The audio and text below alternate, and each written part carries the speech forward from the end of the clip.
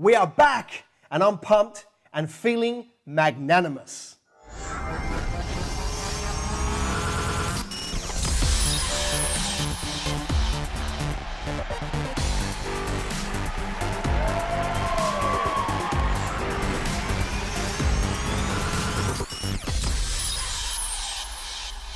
Hi, and welcome to episode 21 of Business Greenhouse TV.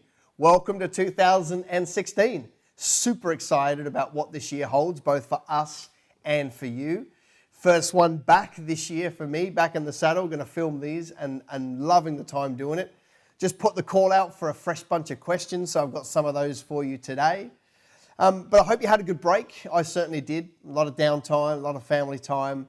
You know, it's a real good time for me to get clear on reflecting on last year and what this year means and so forth. And I don't know whether you saw our January 1 video. We did a video, I did like a start of the year video to help you think about, you know, breaking your year down. If not, let's hook it up here. And you should go watch that if you didn't see it. A bit of a report on the Kingdom Business Summits that we've got February and March. I am blown away. We're now well over 800 people registered. And, you know, I can see that in the next couple of weeks, we're going to start to hit capacity on our venues, which means people after that cannot come. So if you're yet to register, go to kingdombusiness.com.au, go check that out. And if you're currently in business, I'd love to see you there. Let's get into today's show. Michelle, what is our first question? Sally Vandermeer asks, I'm trying to select 5 core values for my business and I would love my staff to take ownership of them too. What are some of the best ways to get staff to embrace positive change and personal growth? Sally, great question. Let me give you a shout out. The Oven Cleaning Company down there in Melbourne. So like with anything, you know, like the truth is, if we be brutally honest, the truth is they're never going to care as much as you. And they're not meant to. Like, you're the owner and they're the employees. So we just got to make sure that we don't have a pipe dream, an unrealistic dream that, you know, they really are like dying to build your business, okay? So you'll get different levels of buy-in from staff, but they're never going to be at the same level as you. And any time that you try and get that level of buy-in from staff, you're going to feel like you're butting your head against the rest of the wall for the rest of the time, because they're just not that way. They're there, number one reason is for themselves, and that's totally fine. That's the game, okay? So the role is, how do you get them as much bought in as possible? I think when it comes to setting values and to setting culture, I think the best way to do it if you want buy-in is that you come up with the framework. So you come up with the 5 values that you want your company to stand for. But then you go in front of your team and you workshop what they mean to the company, okay? So for example, let's say excellence was one of the values that you really wanted in your company. Well, excellence can mean 1,000 different things to 1,000 different people. So what you can afford to then go and do is say, you know, excellence, fun, integrity, go on the extra mile. You take those to your meeting and you say, all right, we're going to work on excellence. What does that mean for us? And draw on the smarts of the group, a bit of this one and a bit of that one and a bit of this one, and you put it together and you say, so do we all kind of agree that it's this? And you write it out, the passage of what it means, the explanation of the value, and you get that buy-in. So they leave going, yeah, well, they heard me. They took what I said. My little bit is in there for the future, okay? That to me is the best way, because if you mandate it, which can work, this is it and this is what we're going to live by, that's excellent. But you will get some pushback from time to time. But if you enroll them in the process, then you get a much higher level of buy-in on those value systems moving forward. I think you probably need to prep it by saying to them, listen, I'm calling on all of your opinions, but I can't use them all in every one. So please don't be offended if I didn't use your stuff in one of these. But mostly you want to kind of make sure that you used a bit of Bob's and a bit of Mary's and a bit of Phil's when you got through those. And then once you've got them, by the way, see, the power of going through that exercise is to get the buy-in.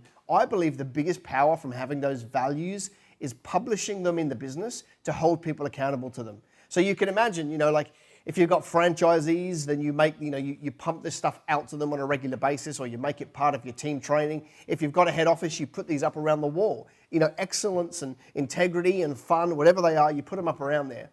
I think the other biggest benefit, though, to having these down is that, you know, if somebody's not performing, you can actually bring them to a counseling session and say, you agreed that point 4 was really, really good. How are you operating, against point 4? And they'll start to realize that they're missing the mark on some of these values. And if they came up with them and they're published, they'll know that they're not living up to the standard that everybody agreed on. So it makes it much easier to counsel them if you've got these published than it does, otherwise it just becomes like a bit of a bullying session where you're not good enough. A much better way is to say, listen, you agreed to point 4, how are you going with point 4? And let them do a self-audit and realize that they're not living up to the game. But very solid question. It's the same with personal development. Get them bought into the journey. Invest in them as a person. Like, be interested in them more, like as an employee, number one, but as a person, number two. If we can help our staff prosper outside of work, A, they stay for longer, and B, that's kingdom, when we're playing a bigger game than just transactions and numbers. Sally, great question. Michelle, let's go straight to question number 2. Carol Sullivan asks, with the Facebook rules changing so often, do you think Facebook is still a good place to promote your business versus maybe Instagram? Or would you look at other social media platforms?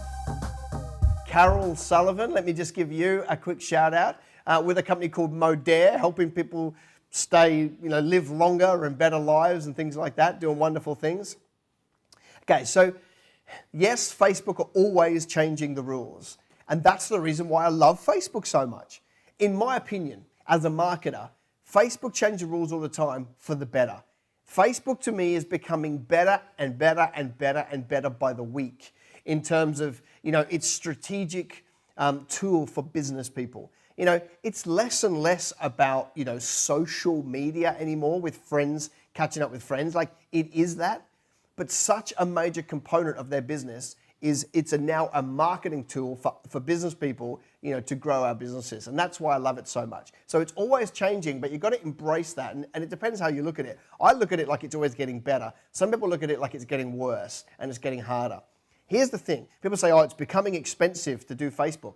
Awesome, because what that means is all the, the half-committed people leave, and then the rest of us can make money on Facebook. Like, it's really good with what they're doing on Facebook by making it more expensive. I hear a lot of other people say, there's a big exodus of people leaving Facebook and going to other platforms. Well, the only other one that's comparable is Instagram, and we'll come back to that. And there is a group of people leaving Facebook and going to Snapchat, going to Vine, going to a whole bunch of brand new startups that are coming through. But the audience of people leaving, and I've said this on other shows, are 13, 14, 15, 16, 17, 18-year-old boys, tweens and teens, because it's just a better platform. They're onto the newer thing. Now, if you don't want that audience, what does it matter if they leave? Which I know most people don't want that audience. Now, if you do sell to that audience, then you want to be on those absolutely for sure without a shadow of a doubt, okay? But they're untested for B2B and those sort of things, whereas Facebook highly tested for business to business and for producing traffic and sales. So my thing is with social media is get on as many and try them out. See, rather than reading some Facebook guru or some social media guru what they say, why not actually get on there and start producing content and pushing it out across different platforms and then seeing what works. Then seeing what kicks, what gets you an audience, what people are liking. Run it for 3, 5, 6 months, push content out, see what happens. If it's no good, burn it, go find something else. But Facebook is a stable. LinkedIn is a stable. I'm not a massive fan of LinkedIn, but it is a great way to find the right person in an organization and then contact them on a different method to go and get their attention. Twitter, Twitter for Australians is pretty much like a bit of it's just not big unless you're, a super profile, then it doesn't really work. But Twitter's got an amazing search feature. You can see things and find them. Insta is excellent to find out what people are following because you can randomly search for hashtags.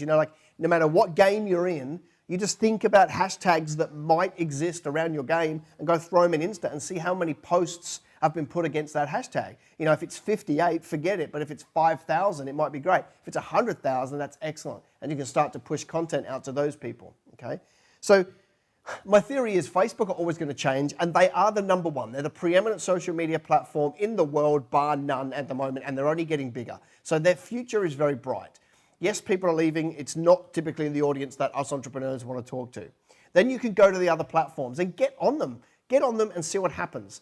Like, native is the new black, okay? So native is this cool buzzword, but let me tell you what it is. Like, speak on the platform that you're communicating on. So there's a different way to talk on Facebook than there is on LinkedIn, than there is on Twitter, than there is on Snapchat. You now have to talk on the platform. You can't just post once and blast it out to all these different channels. You've got to talk differently on Snap than you do on Facebook, than you do on Twitter, than you do on Insta. You've got to talk natively on the actual platform, which means a lot more work, but it means a lot more customers. So here's the thing, just to give you a bit of the 1 minute on the answer to that one.